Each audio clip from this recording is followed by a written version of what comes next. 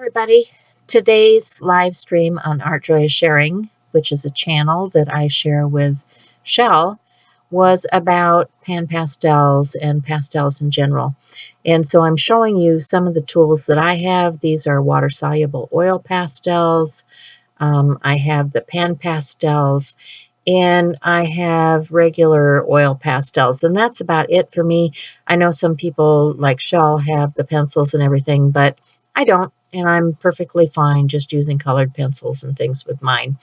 But I'm showing the different sizes of containers for the pastels. This little pack that has 10 in it is my favorite size, and I like that because it's more versatile. However, pan pastels do not travel well, so just know that the pans will break. And so it's something that you want to be a little bit delicate with. I've heard of people repairing them by mixing the pans with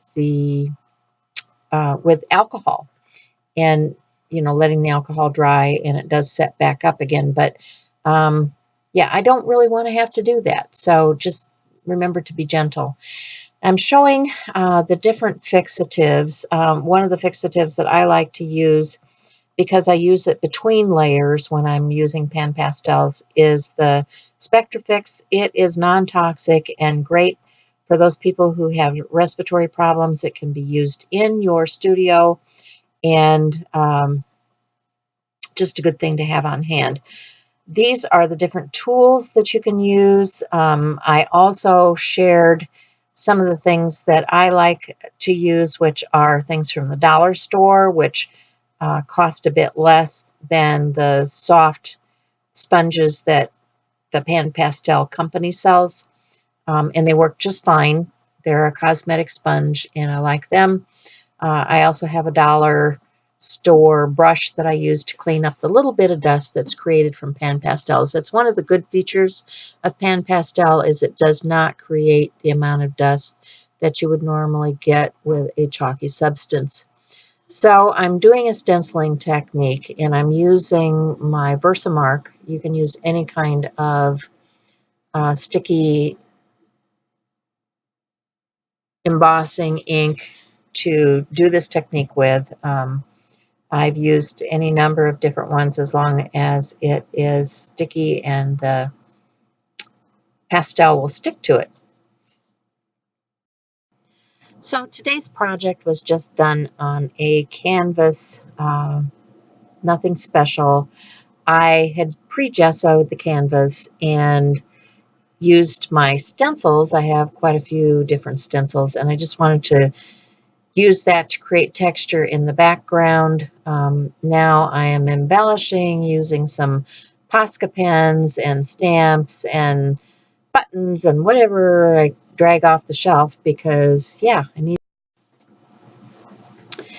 If you haven't worked with pan pastels before, you may want to try just a few pans to start out with. They do have kits that are in a family range that you can get that are much more reasonable than buying the pans individually. And I would recommend something like that if you're just getting started. One of the things that I played with today were the metallics, and they offer metallics and the pearlized. And you can see that I have a couple of embossed pieces of paper, and I'm just going to use some of those metallics to create a different sort of look to these texturized papers.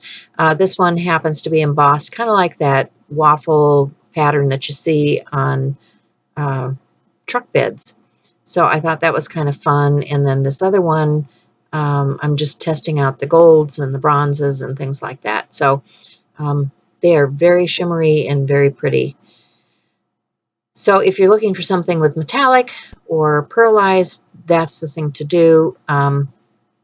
If you haven't checked out our channel, be sure and go to Art Joy is Sharing live stream and click on the bell for notifications so that you can come and join us live in the future. And I hope you enjoyed this.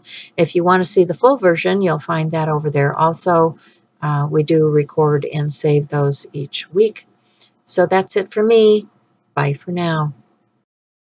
And remember, you do make a difference, so share kindness.